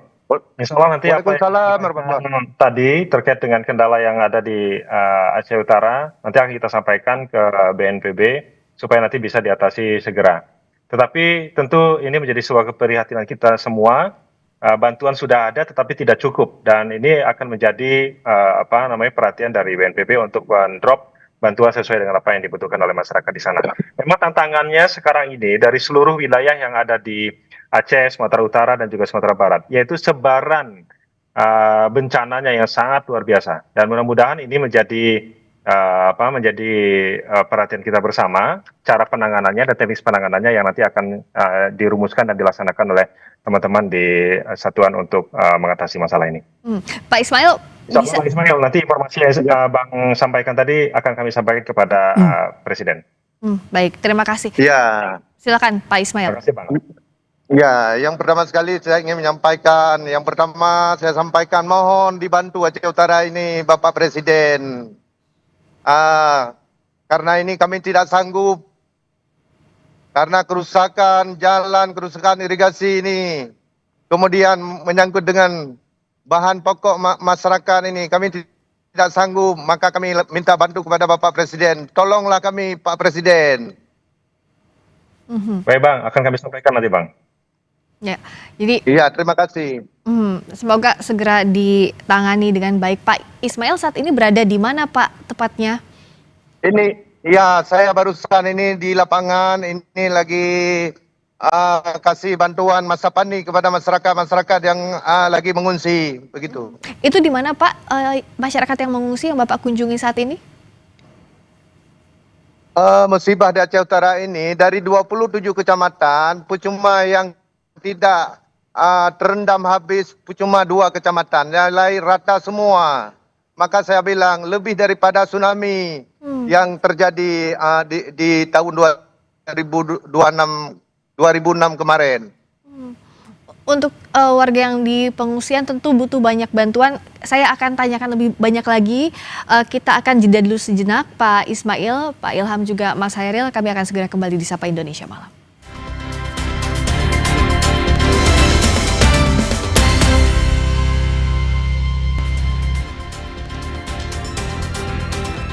Masih di Sapa Indonesia Malam, kami masih bersama dengan Bupati Aceh Utara Ismail Ajalil, kemudian tenaga ahli kantor staf Presiden Ilham Malik, dan media manajer Amnesty International Indonesia Hairil Halim.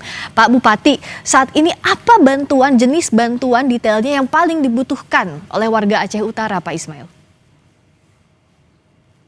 Yang paling dibutuhkan oleh warga Aceh Utara adalah ketahanan pangan, artinya makan. Makanan, minuman, air bersih,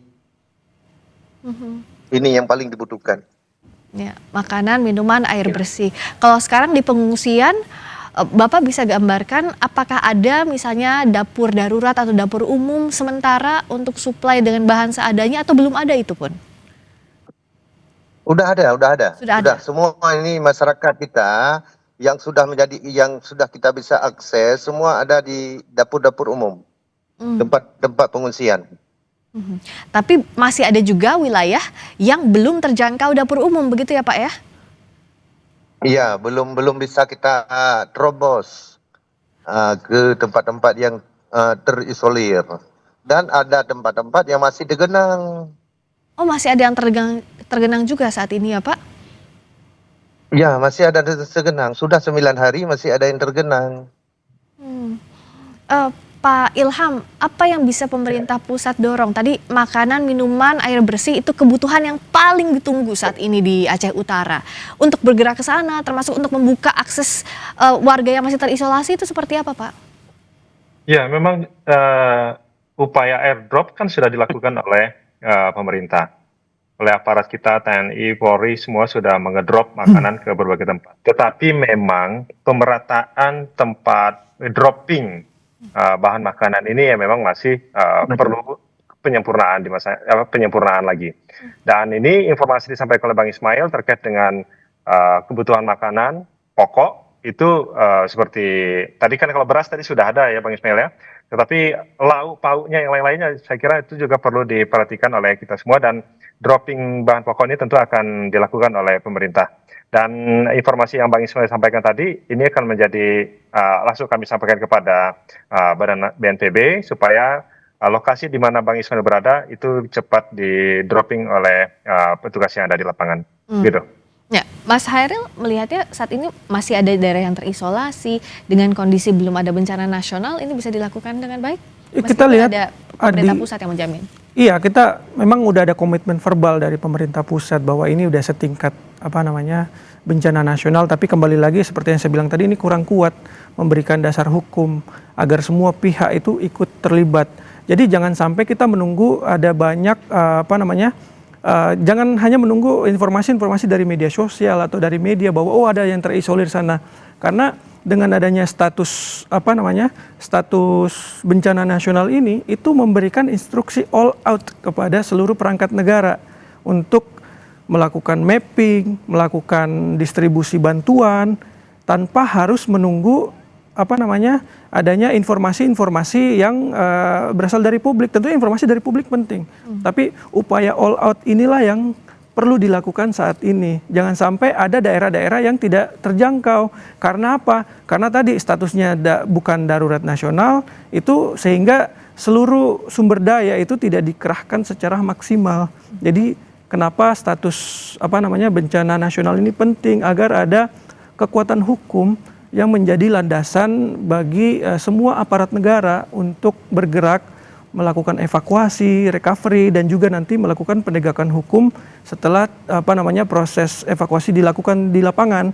Jadi memang harus ada dasar hukum itu. Jadi statement verbal dari pemerintah bahwa kita menjamin sustainability itu saya rasa kurang kuat. Harus ada produk regulasinya yang menjadi dasar hukum ketika supaya Presiden menetapkan ini bencana nasional, itu kan nanti ditindaklanjuti dengan edaran-edaran ke daerah. Setelah semua daerah cara bertindaknya pun berbeda ketika dia bencana nasional dengan bencana yang mirip bencana nasional statusnya. Jadi beda tapi sama, gimana bilangnya ya?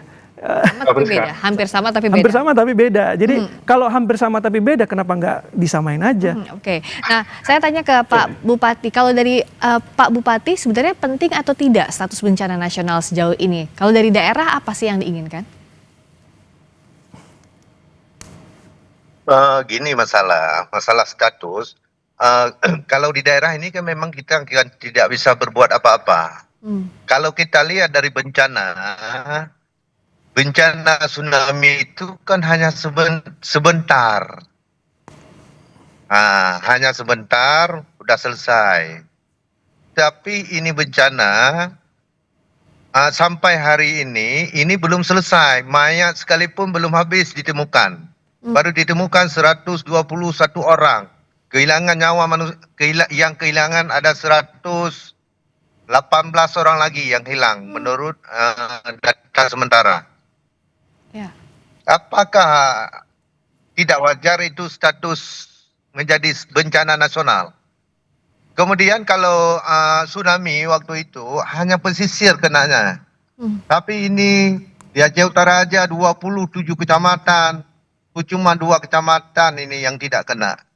Tapi tidak kena semua, separuh kena.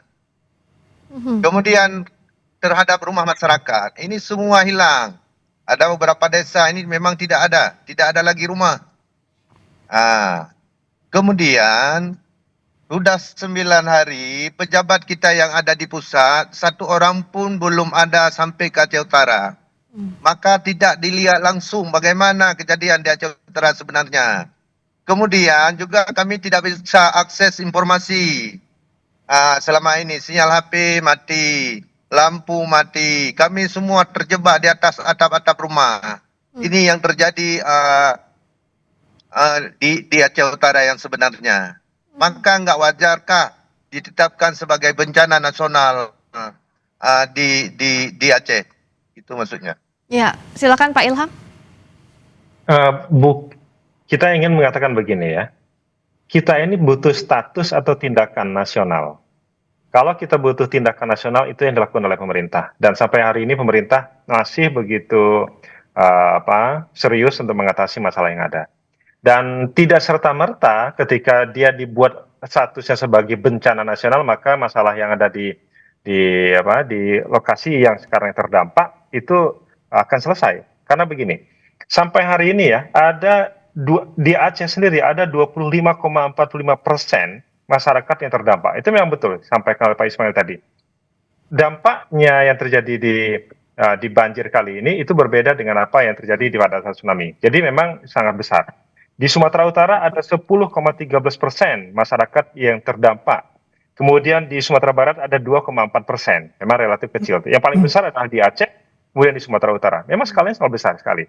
Tetapi tidak serta-merta bahwa ini kemudian dianggap kalau dia menjadi statusnya bencana nasional, maka tanda kutip ya, urusan penanganannya itu menjadi mudah. Tetap saja menjadi hal yang sangat sulit.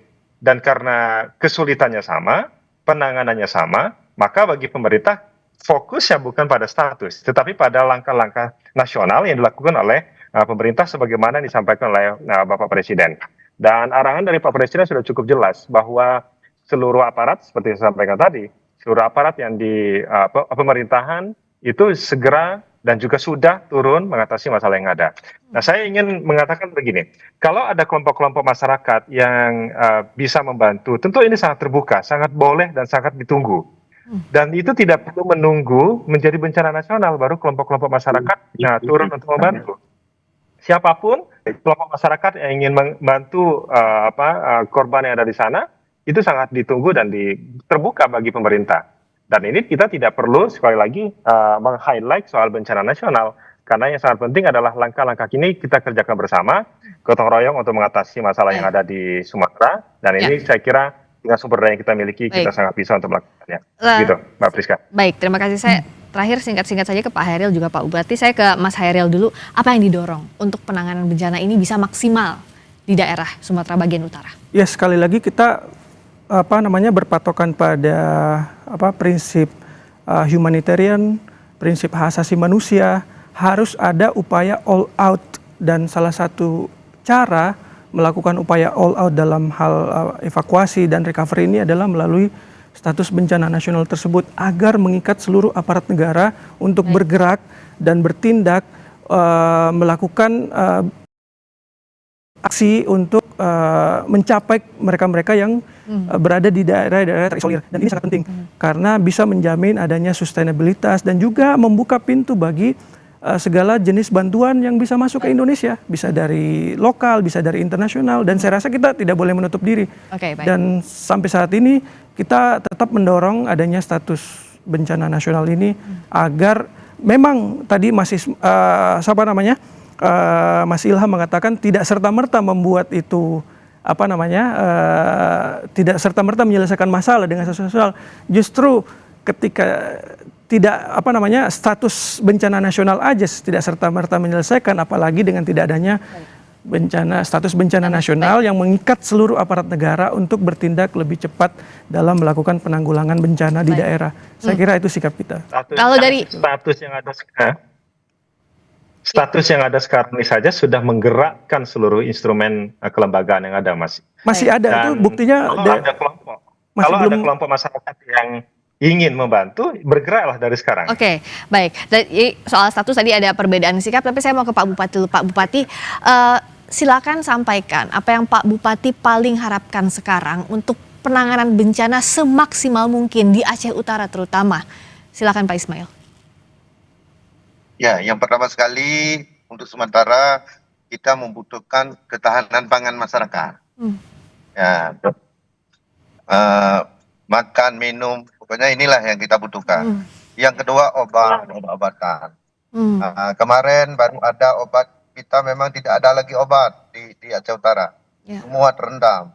Kemarin berarti yang ada obat bantuan dari negara Malaysia. Terima kasih kepada negara Malaysia yang pada hari ini kami sudah bisa mentransfer obat kepada masyarakat. Karena sudah kena penyakit semua. Masyarakat kita di Aceh Utara. Kemudian yang kedua, masalah ini bencana yang luar biasa ini, kehilangan rumah masyarakat. Ini bagaimana cara kita supaya masyarakat ini punya rumah kembali. Kemudian akses jalan. Jalan kita semua rusak. Irigasi kita rusak. Ya, lahan pertanian semua rusak. Ini bagaimana kita selesaikan ini supaya masyarakat kita di Aceh Utara ini aman. Bisa pulang ke rumah masing-masing seperti biasa. Penanganan maksimal saat ini dan juga pemulihan nanti pasca bencana, Pak Bupati, sekali lagi kami berbela rasa, kami mengucapkan duka sedalam-dalamnya. Semoga penanganan bisa menyentuh seluruh warga Aceh Utara. Bagi korban meninggal segera ditemukan, bagi yang masih selamat juga diberikan kesehatan untuk bertahan di kondisi yang sulit ini. Terima kasih Pak Bupati Aceh Utara, Pak Ismail Jalil sudah bergabung di Sapa Indonesia Malam. Terima kasih juga tenaga ahli kantor staf Presiden, Pak Ilham Malik, juga Media Manager Amnesty International Indonesia, Mas Hairil Halim. Terima kasih, selamat malam. Berikutnya saudara, kami kembali dengan sorotan lainnya, masih di Sapa Indonesia Malam. Kami segera kembali.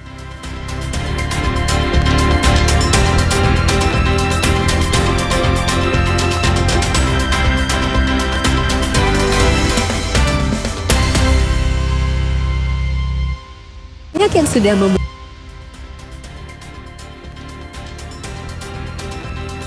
Saudara, kerusakan lingkungan di wilayah Batang Toru, Tapanuli Selatan begitu masif. Lumpur tebal, rumah hancur, dan gelondongan kayu besar berserakan di mana-mana. Bagaimana kayu gelondongan bisa menumpuk di dekat permukiman warga? Berikut liputan jurnalis Kompas TV Jonah Hamonangan dan juru kamera Febri James yang sudah kami rekam sebelumnya di Anggoli Sibabangun, Tapanuli Tengah. Saudara, saat ini saya berada di jembatan Garoga 2 yang menghubungkan antara Tapanuli Tengah ke arah Tapanuli Selatan. Jadi kalau Anda lihat di media sosial ada jembatan yang terputus, disinilah jembatannya. Jadi kami berdiri di atas adanya kayu yang akhirnya disusun secara rapi sehingga membentuk konstruksi seperti jembatan. Ini sebenarnya adalah cara darurat untuk bisa menghubungkan khususnya ke masyarakat yang akan menuju ke Tapanuli Selatan. Nah, di sebelah kanan saya atau sebelah kiri layar kaca ada beko, sedangkan di sebelah kiri saya atau sebelah kanan ini ada tumpukan kayu yang akhirnya menjadi viral di media sosial. Jadi memang kondisi kontras inilah yang akhirnya menjadi pertanyaan banyak pihak, mengapa bisa ada banyak kayu gelonggongan di daerah Tapanuli Selatan. Dan inilah juga menjadi penyebab mengapa pemerintah akhirnya akan melakukan investigasi khususnya daerah ini. Nah, untuk mengetahui terkait dengan mengapa atau bagaimana awal mula bisa terjadi, saat ini di sebelah kiri saya sudah ada Kepala Desa Anggoli, yaitu dengan Pak Olan Pasaribu. Pak Olan, apa kabar? Sehat, baik. Alhamdulillah. Boleh jelaskan, Pak, ini kenapa kok bisa seperti ini? Oke, yang saya ketahui, saya lahir di desa ini, besar di desa ini, dan sekarang dapat rezeki bimbingan amanah untuk jadi kepala desa. Sepengetahuan saya, semenjak harga getah turun, sekitar tahun 2013, ya, kondisi masyarakat perekonomiannya menurun, lumayan susah. Masyarakat mulai merambah hutan negara di atas, baik yang dari di Kecamatan Sibabangun, wilayah desa-desa Kecamatan Sibabangun sampai ke Badiri, karena hulu sungai ini lumayan panjang. Belum lagi di Desa Muara juga seperti itu, di hulu sungai ini lahan-lahan hutan negara itu dibukai masyarakat untuk lahan perkebunan. Saya rasa gelondongan kayu ini berasal dari situ. Karena sepengetahuan saya, perusahaan tidak ada yang beraktivitas di hutan negara. Tidak ada. Pemerintah bersama-sama kita lebih memperhatikan hutan tersebut untuk kelestariannya. Biar kejadian seperti ini tidak terjadi lagi.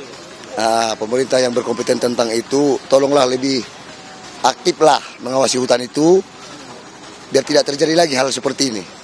Sangat-sangat menyedihkan, sangat-sangat luar biasa kejadiannya. Oke, terima kasih banyak atas waktunya, Pak Olan Pasaribu, Kepala Desa Anggoli di Tapanuli Tengah. Terima kasih banyak atas waktunya, Pak.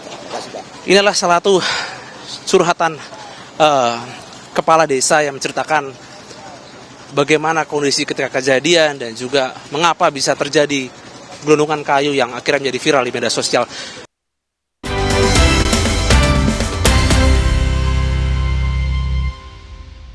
Sayang, nanti temenin belanja bulanan, beli baju, nge-gym.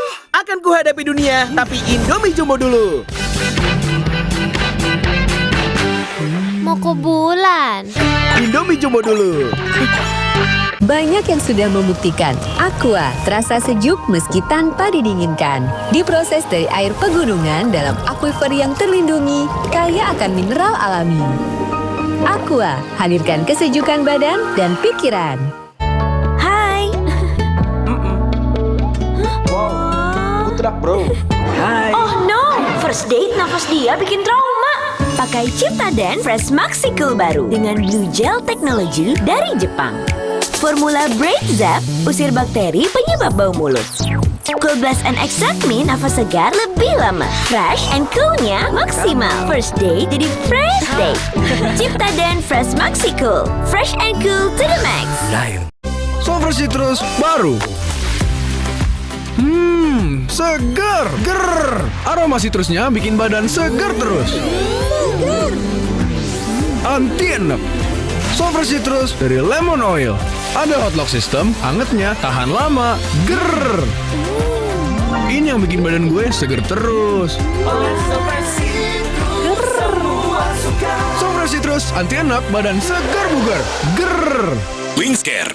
Asik promo asik kemasan 2000. Kecap sedap kedelai hitam spesial pilihanku. Promo asik beli 3 gratis 1. Masakan sedap selalu. Asik promo asik kemasan 2000. Kecap sedap kedelai hitam spesial pilihanku. Makan sedap makin mantap cuma 2000. Beli 3 gratis 1. Kecap sedap kedelai hitam spesial kemasan 2000. Beli 3 gratis 1 dari Wingswood. Kok yang ini, Pak? Kalau tutupnya aja gini, isinya gimana? Tidak semua air itu sama. Aqua dalam galon yang dibersihkan 20 kali, diisi tanpa tersentuh tangan dan ditutup sempurna. Aqua, 100% murni, 100% aman.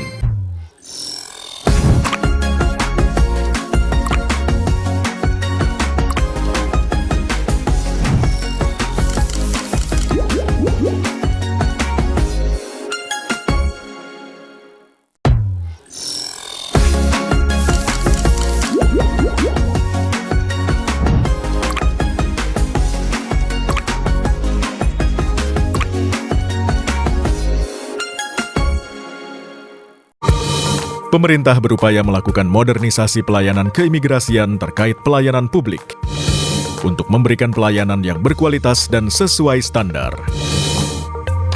Selengkapnya dalam Mata Indonesia. Inspirasi inovasi layanan imigrasi. Kamis 4 Desember pukul 9:30 pagi di Kompas TV. Dipersembahkan oleh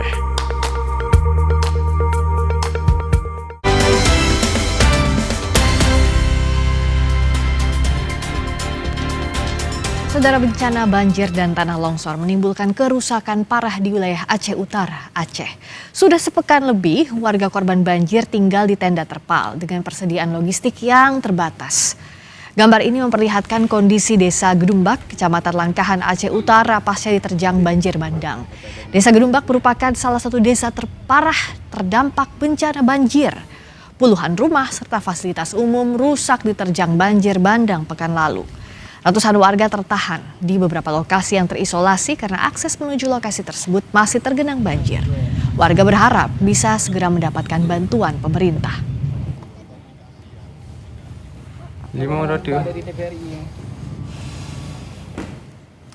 Dan saudara, Anda berada di penghujung Sapa Indonesia Malam. Terima kasih telah menyaksikan malam hari ini. Pastikan secangkir kopi, saudara, gula aren, menemani waktu istirahat Anda. Saya Radi Saputro. Dan saya Friska Clarissa. Terima kasih. Selamat malam. Sampai jumpa.